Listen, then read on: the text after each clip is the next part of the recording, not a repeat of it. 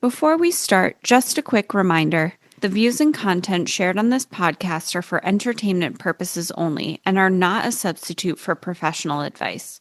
Please check the full disclaimer in the show notes for more information. Welcome to Self-Centered, the podcast that's all about you. We're your hosts. I'm Allie, a therapist and life coach. And I'm Katie, a fitness coach and personal trainer. We know what it's like to feel burnt out, taken for granted, and like your life revolves around everyone but yourself. By learning to trust yourself, prioritize your needs, and set healthy boundaries, we help you break free from guilt, overfunctioning, and toxic patterns that keep you stuck in relationships and a life that doesn't truly serve you. Join us each week as we dive into the tools, stories, and mindset shifts you need to create a life that centers you. Because being self-centered isn't selfish, it's essential. Before I started this podcast, I knew this would happen. I knew that some people, especially people from my life, might hear what I share and might struggle with it, might react to it, might project onto it, and still I chose to share anyway. And the reason is because this message, Katie and my mission, this work, it's too important. So we didn't start self-centered to play it safe. We started it to be a lighthouse. And lighthouses shine so people who are lost in the dark can find their way home. And if the lighthouse turned off their light to avoid making someone uncomfortable with their light, then the people who are lost in the dark wouldn't be able to find their way home. And I remember what it was like when I felt so alone and in the dark and lost. I had people in my life who loved me when I was just beginning to realize, wow, I've abandoned myself for so long and this isn't sustainable. I can't do it anymore. But I'm terrified to choose myself because I feel like I'll be a bad person. I feel like I'll hurt other people. And I just didn't know what to do. I didn't understand really what was going on. And I really did not know how I would get through that. Truly. I could not see a future where I could center myself and live not only a great life, but even just a sustainable life. Like, I did not see how that would be possible, but I also knew I had to do it and figure it out.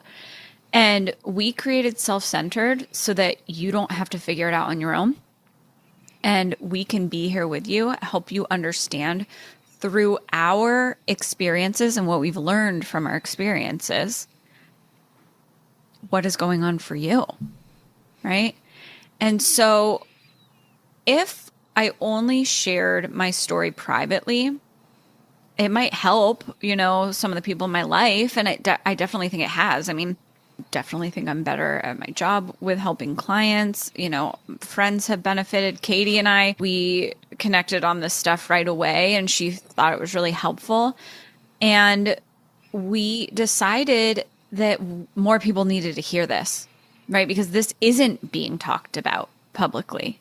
And so there are people in the dark and they need a lighthouse. So by sharing what we've learned from our experiences with love, with honesty, with care, it becomes something bigger than us and bigger than our experiences, bigger than our lives, right? And these stories, it becomes a permission slip for you. A mirror, a clear mirror where you can see yourself clearly and the dynamics in your life clearly. And it can be a breadcrumb trail. If you're wondering if it's okay for you to choose yourselves too, you can start to follow. I also know this. Sometimes the people who feel the most triggered by the truth are the ones who need it the most. Yeah. And I'm not here to shame other people. Katie's not here to shame other people, right? Like, we're not here to talk negatively about other people. But we do hope truly that something that we've said plants a seed, and maybe eventually that seed grows into clarity and healing and freedom. We both care deeply about people, and we both care deeply about the truth. And we believe that both of those things can coexist together. So we are not sharing our experiences and what we've learned to hurt anyone. We're sharing because people are out there hurting, and our stories might be the very thing that helps them begin to heal. Are we going to also share the context for why we're talking about? So what is the thing that I knew was going to happen eventually? There's reactions to, us sharing our experiences and our learnings. We got a comment that was basically like, you don't need to be publicly talking about the people who you abandon yourselves for. That hurts them. And there's ways to do this without sharing that.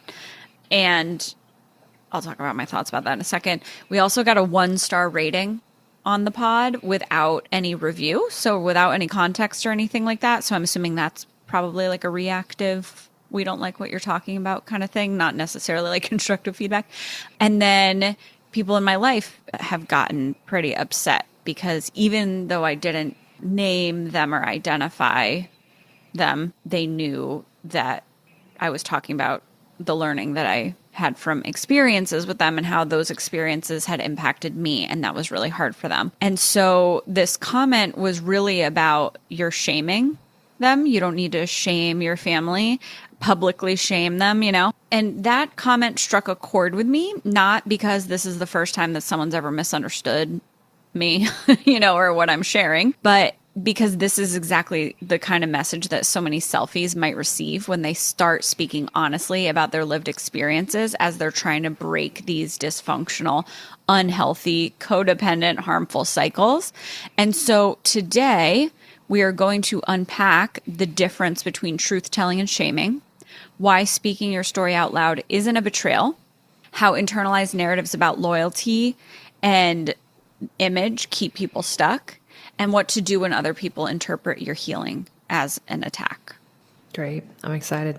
All right. So let's just talk about the difference between shaming. So shaming is about humiliating or punishing someone. It's centered on them. It's reactive and it's aimed at making them feel bad. So if you have listened to the guilt and shame podcast, we talk about what both of those things are. Shame is the belief that you're bad. And the feeling that goes along with that is shame, right? So if you're shaming someone else, you're saying who they are at their core is bad. They are a bad person. You're attacking their character. So when you're shaming someone, you're trying to make them feel bad about themselves, right? Mm-hmm. Truth telling, on the other hand, is about clarity, right? So it's about you. You're centering your experience, your healing, your freedom. You're just sharing your truth, right? And what you've learned. So if I said something like, oh, XYZ person is toxic and I hope they suffer, that would be shaming. But saying I experience manipulation, guilt tripping, and here's how I'm healing from it. Here's how that impacted me and what made it so hard for me to get out of. But here's what I realized, and here's what you can learn from it and how you can move past that. That's truth telling. So when people accuse you of shaming simply for telling your story, they're often operating from one of two places. The first place is protecting the image of a group at all costs. So that group could be like a religion. It could be a gender, like it could be men. It could be a family.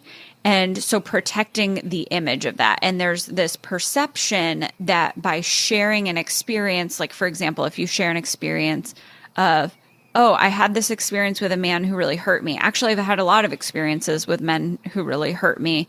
And I'm noticing this thing in common. And I was really struggling in these types of relationships. But then I realized, oh, this is what's going on. And here's the type of man that I want to be in a relationship with. And now here's how I've gotten to that healthy relationship. That would be truth telling for the purpose of learning and helping people. But people who see that as shaming will think, oh, you are tarnishing the image of men in general. Or if you're sharing your experience of, here's what I learned from my experience with my family, then it's like, oh, you're shaming your family, right? The other place that people might be operating from when they accuse you of shaming for telling your truth is unresolved discomfort with their own experiences. And then sometimes, they could be coming from both places. So with your husband, you didn't speak your truth for a really long time.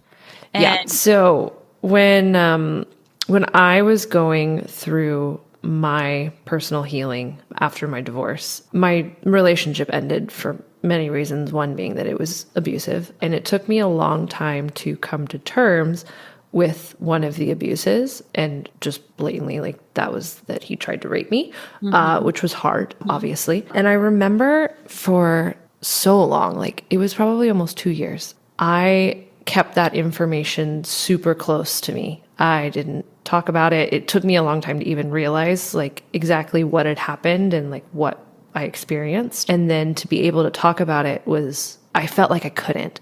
And it was this, when I finally did talk about it, even it being painful, it was this kind of next opportunity for me to continue my healing and to finally be free of, the hold that relationship and that he had on me. Because understanding the dynamic of that too, that, okay, there was, codependency there and there was a manner of control within that relationship, me staying silent and me holding that close to my chest and saying, oh, I'm never going to say this thing that happened to me because people are going to perceive him a certain way because of it. And I have to protect his image. That's me getting out of my seat, right? Yeah. That's me going over and saying, oh yeah, I actually need to be over in his world, in his seat, even though I don't even talk to this human anymore. I have no contact with him and have been for a long time, but I have to continue to protect him, right? That was preventing me from my next level of healing and from growth. And I remember when I finally did share that, it was like this weight was lifted and I was like, oh my God, I don't have to think, I don't have to devote my energy and my brain to him anymore. Like he doesn't have this grip on me from afar. And it was such a powerful moment. And I just want to kind of offer that thought process that yes, we share what we share to help others. Sometimes why you might share it is to help yourself and is to give yourself permission to put you first.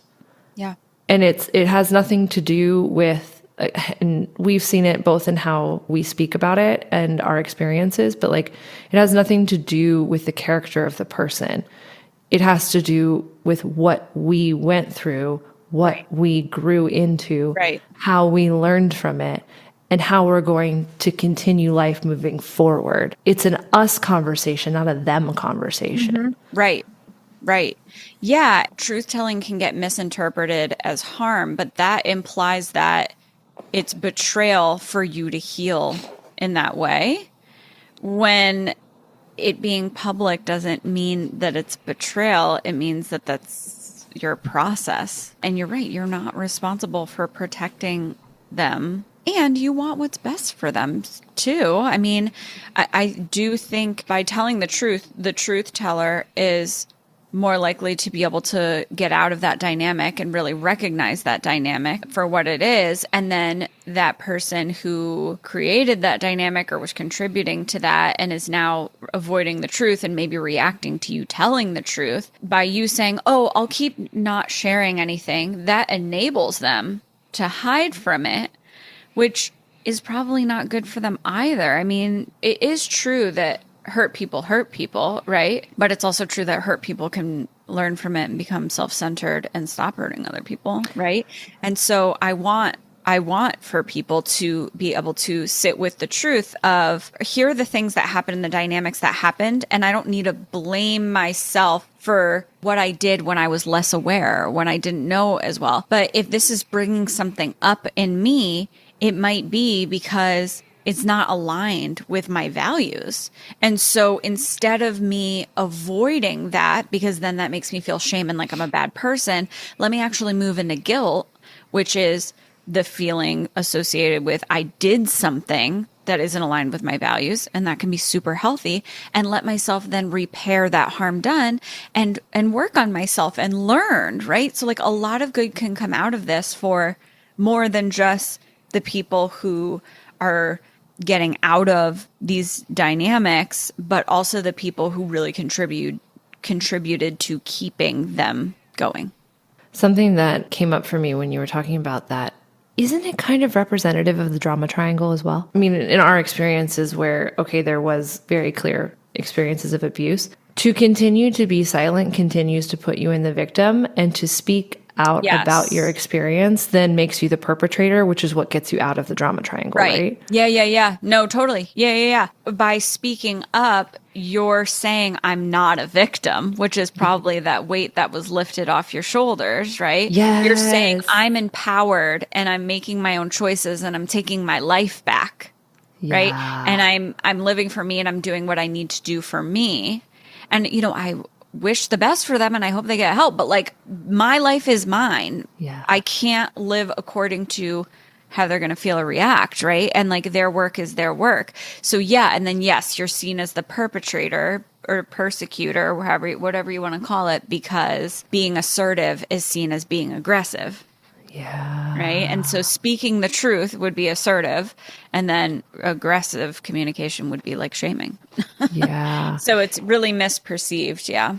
The other thing that it brings up for me is honestly so much clarity happened for me when I really sat down and like went through and again spoke my truth and spoke my experience, but also just validating myself through speaking that. Yeah. Because me personally, like I'm super, because again, I was in a situation where I was gaslit a lot. And because I was gaslit, I gaslit myself. Yeah. Which you that's, internalize it. Yeah. And so like that's something I'm even still like trying to work through and make sure I don't do. But it was so empowering for me because then I was like, no, you have this information. This is the clear truth. Right. And you can stand on it. You don't have to continually go, well, actually, maybe it didn't happen like that. Right. Maybe, oh my gosh, which is such a scary place to be in your own mind. Oh, for sure. Yeah. This comment, it just really brought up for me that there's this belief that protecting people from the consequences of their actions, right? The truth of the consequences of like how it impacted you is more important than helping people trapped in similar patterns gain clarity and freedom, right? That's exactly the kind of thinking that keeps cycles going. And it isn't good for either side of the cycle, right? Because the truth teller needs to tell the truth to get out of the situation. And then that person hearing the truth who has maybe been avoiding the truth, maybe that plants a seed where they can recognize that and start working on their own stuff, Yeah. Yeah. So the difference between truth telling and shaming, you can ask yourself or think about. Truth telling comes from your experience. It's rooted in clarity, not reactivity. It's honest and it respects others' humanity even when naming harm, right? So it's not saying, and they're bad, awful people, right? Yeah. Shaming comes from a desire to humiliate, control, or punish, right? It is not respecting other people's humanity. It's like vilifying them instead of saying, here was my experience and here's what I learned. Or, yeah, it could just, we're in the context of the podcast, that's what we're doing. But yeah, it could be, I'm just sharing my experience for me and for the healing that comes with that. For me, I also got clarity because I was also protecting the image. And I got so much clarity when I was finally able to say, yeah, this is what happened. And this is how I experienced it. And it was like I resynced up. Before it felt like I was living out of sync. Like part of me knew what was true, but the other part didn't. And I was like still like acting different ways. It was like all over the place. But once I was finally able to say, this is what happened and really name it, and this was my experience, it was like, yeah, that did happen. And that actually helped stop self-gaslighting and doubting. So shaming is about just making someone else the villain, just trying to go after their character. Whereas truth-telling is like, this is my story, right? It's about you, centered around you. Shaming is usually about projection of your own stuff, not really clarity and being intentional about this is important to share. So why do people confuse the two? Like, why do people confuse shaming and truth-telling? It's because we've been conditioned to equate silence with loyalty. And in systems built on denial, any truth feels like betrayal, right? It doesn't matter how you share it. It doesn't matter that you share it with kindness and love. It's just sharing it at all is considered betrayal. Also, people might feel exposed by your clarity even when you're not talking directly about them. They might just kind of see themselves in it and feel like outed, or maybe even outed to themselves because maybe they're coping with things by putting their head in the sand, and anything, even if it literally has nothing to do with them, anything that reminds them of this thing they're trying to avoid can be really triggering. Also, guilt and shame inside of others get projected onto you, especially if they haven't faced their own wounds. So it isn't that your truth is too much. It's that their capacity to sit with it is really small. So they're not able to sit with it or be present with it. And so they react. Some pod practice for y'all. You can ask yourself, we'll call it a truth inventory. What truth am I not telling because I'm afraid someone might misunderstand or be uncomfortable? And write it down. Even if you don't share it yet or ever at all, let it live in the light of your own awareness. You might not ever share this, right? Like that might not be your truth to share your truth, and that's fine. But sometimes it can be really helpful to even identify, are there things I'm not saying because I'm afraid, and write it down. You can also reflect on moments where you've held back from telling the truth out of fear of being seen as mean or dramatic or ungrateful. So if you've been told you're making a bigger deal than it is, or keep that private, or you're hurting them by talking about this, then those are some moments where maybe you would have held back from telling the truth. And you can ask yourself, are you protecting someone else's comfort at the cost of your clarity, at the cost of your healing, at the cost of your freedom, at the cost of living your truth? So for Katie and me, this podcast is something that it's our truth. Like, we are supposed to share this publicly. We're supposed to share this on a big scale. We don't see this being talked about in this way anywhere else. And we really want to be that lighthouse and have that lighthouse be on this big stage, this big public stage, because we want to reach as many people as possible. But that might not be everybody's truth, right? If they want to help people with the truth, maybe for some people, it's like, oh, I do groups and workshops, or I work privately with clients, and that's okay too. We just want for you to be able to live in alignment with yourself. And so it can be helpful to ask yourself, are there places where I'm keeping myself small or staying small? Because if I really grew into myself and actualized my potential and who I really am and what my soul wants to be, I'm trying to keep myself small for other people so they don't react. Yeah, and I think it's important to note regarding that comment that we got, it was talking about essentially like, hey, there are multiple ways to process your experience and whatnot. And there is certainly truth in that. And the truth is, for us, part of our mission and our platform is to share on this grand scale. So yeah, our experiences are going to be shared on a grand scale. Yeah. But that might not be true for everybody. Mm-hmm. Somebody whose mission lies in a smaller circle or in a less public circle, it's probably not going to feel aligned for them to share that in a public space and to share their experience. And that's okay too. Yeah. And that's something to keep in mind, is that each person is entitled to their experience and to their healing journey. Right.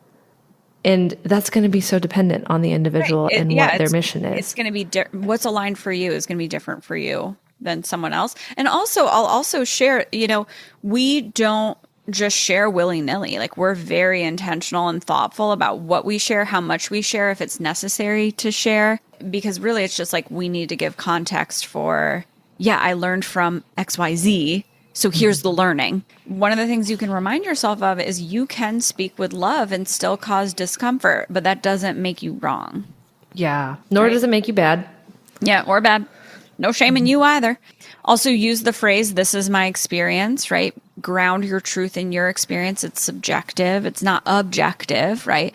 We're not here saying, hey, here's what we learned and here's our experience. So everyone else, their experience is wrong. Like, that's not what we're saying at all. Like, we're not saying we're right and you're wrong. We're just saying, hey, here's what we learned. Here's our perspective. Guess what? We're going to keep learning and growing. We're doing the best we can and making the best decisions that we can based on what we know, what feels right to us, right? And that can shift and change, and that's okay. Expect and accept that there will be reactions. And It's okay to wait to share if you're going to share until you can handle those reactions and or until you have the right support to prepare for those reactions. So like this is not something I would have been sharing 5 years ago because like I'd be so triggered. My brain wouldn't work. Like literally I just wouldn't be able to respond or understand or process through any of it. And so if you're worried about sharing because you don't know how you'll respond, get support. You don't have to walk this alone. You can ask us to do an episode on a specific topic. We're happy to do that. Yeah. And you can always ask yourself, am I being kind and intentional with my story? Am I naming my experience or attacking someone else's character? Am I sharing to help others or myself gain clarity? You know, those are all like really good reasons. So you can kind of like check yourself and be like, you know, because you obviously you want to be really thoughtful about this. You don't really want to willy-nilly. You can care about others and still tell the truth, be loving and honest. You can be both.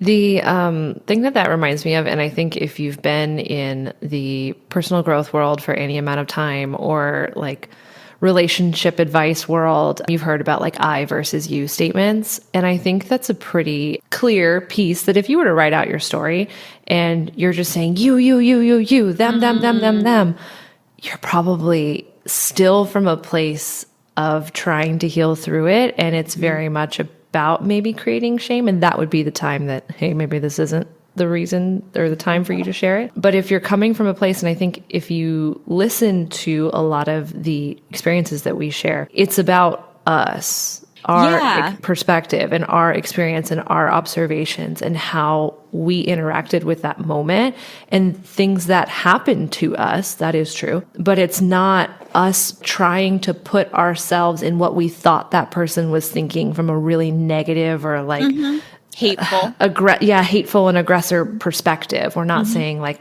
oh, they must have been out to do this, that, or the otother, or they had ill intent. We want the best for them. Like, it breaks our hearts that they're like also stuck in their own stuff. Definitely. And one of the things you said is it can be a really helpful litmus test to ask yourself, am I able to see this person through the eyes of love? Yeah. Right. So when I think about the people who I abandoned myself for, I know for sure they did not intend any harm at all, at all. Their heart is so sweet and kind and loving. I can see where they got hurt. I can see the trauma and the unresolved trauma and the way that it was coped with. And like I understand it now and it hurts my heart. And also, oh gosh, I remember, I don't know if I've shared this on the podcast before, but I remember when I was working as a school social worker and I used to carpool with other staff because it was far. And on the way home, I was driving with this one special educator. And that day, a kid with behavioral issues that were caused by genetic conditions. So the kid could not help it. You know, the kid's like a sweetheart, but reacted and was violent toward this staff person that I was carpooling with. And the staff person, you know, got away and had to put a chair in front of him and, you know, protect himself. And he has a boundary now of not working with this kid. And like this kid needs different types of supports because obviously he can't be in this setting and not be violent. And this was a pattern. And it's also not good for a kid who can't help but be violent to keep being violent. Like that's not a good experience for him either. But anyway, that's beside the point. So I said to the staff person, I said, but he couldn't help hurting you. So don't you feel bad that you're not going to work with him anymore? And he said, well, it doesn't really matter what led to him harming me. Whether he can't stop himself from harming me, but doesn't want to, which was the case, or he wants to harm me and so he's trying to harm me. Either way, I'm getting harmed. So it's about the behavior and I have to protect myself from that. And that was a light bulb moment for me, you know, and that was back when I was in the dark. I was lost. I didn't know what to do. That was really the first time anyone had said so. And I was in therapy even, you know, I wasn't getting the right. I mean, they did what they could, but I really don't think that you can speak to this well enough unless you've been through it. So, you know, I don't judge the therapist at all, but when he said that, a light bulb went off and I was like, oh my gosh, because one of the reasons that I hadn't stood up for myself is because I felt like, well, they're struggling and I know they're not trying to do this on purpose. And I know that, based on their belief systems and the way that they cope and their defense mechanisms and all of this stuff, like it's that classic, I psychologically understand them. And so I'm justifying the behavior, when it's like both things can be true, where you're like, this is a good person who is not trying to harm me and they're harming me. And I have to protect myself. And when I protect myself, they're going to think it's an attack on them, but it's not me being against them. It's me protecting me. Yeah. And that's really staying self-centered. That's the whole fucking point of everything we've been trying to teach. Yeah. Is it's like you're responsible for you. Yeah. At the end of the day, that's the only person that you can save and take care of is you. Right. And so if you're constantly going out of your seat to either protect the person that caused you harm or to continue to put yourself in harm because you recognize that they either can't control it, have no intention or whatnot. Yeah. That's you getting out of your seat in a really big way. Yeah. And that's going to continue to cause you harm. Yeah. And it's literally like, I know I'm putting myself in harm's way and I'm doing it because if I protect myself, they'll be mad. Or if I protect myself, they'll take it personally. And so then what does that tell your subconscious too? Yeah, no, totally. Yes, it's going to bring up shame for them, but that's based on their own interpretations. That's not you shaming them, right? So there's a difference between shaming someone or that person feeling a truth or seeing a truth or something being opened up that they've been avoiding and having shame come up within them. Yeah. So. And it could also be that maybe the opportunity for them to have the healthy version, guilt. And to recognize, oh shit, I didn't see that in myself. Yes. I didn't realize that was my impact. Yes. Like that might have been the thing that caused them to see, oh, damn, this really did cause that person harm. I need to do better. Yeah. Yeah. And then, that's good for them and that's good for everyone. Everyone wins. Yeah. We don't want to shame people. So let's be clear about our mission and what this work is about, right? It's about helping people name the patterns they were never allowed to name. It is about making it less likely that you stay stuck in a confusing or manipulative dynamic, whether it's intentionally confusing or manipulative by the other person, right? Yeah. It's about breaking the silence that protects dysfunction. It's about modeling how to speak the truth in a way that is loving, respectful, and boundaried. And it is about not staying small. Yeah. Right? Letting yourself grow and reach and stretch into your full shape, whatever that is, and living your truth. Right? And what this mission is not, it's not revenge. No. It's not about tearing anyone down. And it's definitely not about bypassing other people's feelings, right? Yeah. Again, it's about us. You're centering you. Selfies are about themselves.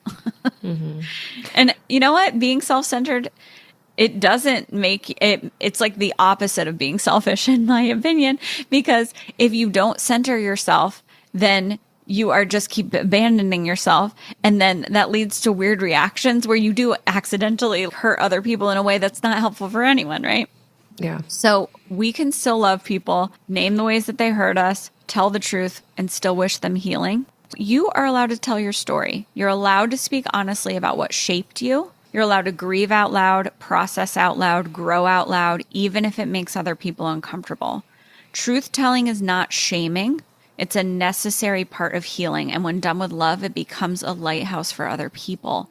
So selfie, keep speaking, stay in your seat. You don't have to choose between being kind and being honest. You can be both. And if people fall away when you are honest, then they weren't listening to your heart, right? They're listening to their fear. Damn.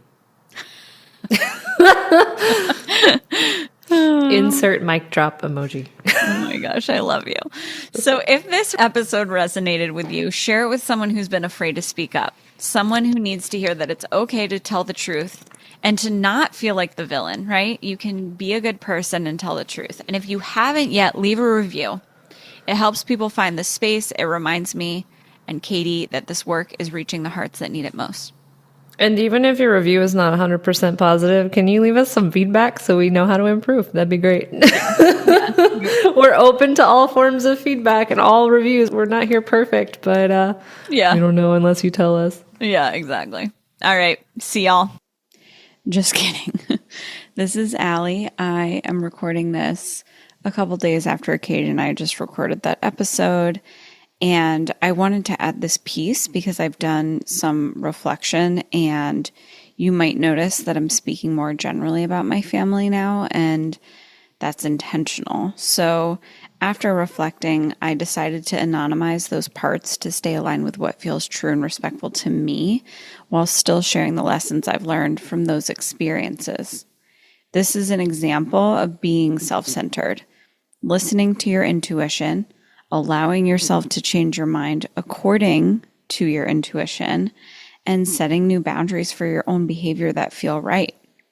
And I also want to stay true to my belief that sharing my story matters. So even though some people might want me to stop talking about it altogether, even in a generalized and anonymous way, I know that speaking honestly with care is part of my healing and part of what I'm here to do on this earth to help other people heal too. And just so you know, when I talk about my family, I'm not referring to every member of my family, because the things that I'm talking about don't apply to every member of my family. So especially if you know my family or anyone in it, please don't assume that anything that I share applies to any one person or applies to that member of my family that you know, because there's a very good chance that it doesn't apply. So thank you for being here and for listening with an open heart and for doing your own work to stay centered in your truth. I'll see you next time. Thanks for joining us today. We hope you've enjoyed this episode. Follow us on Instagram at selfcentered.pod or connect with us at selfcenteredthepod@gmail.com. Stay self-centered, and we'll see you next week. Bye. Peace.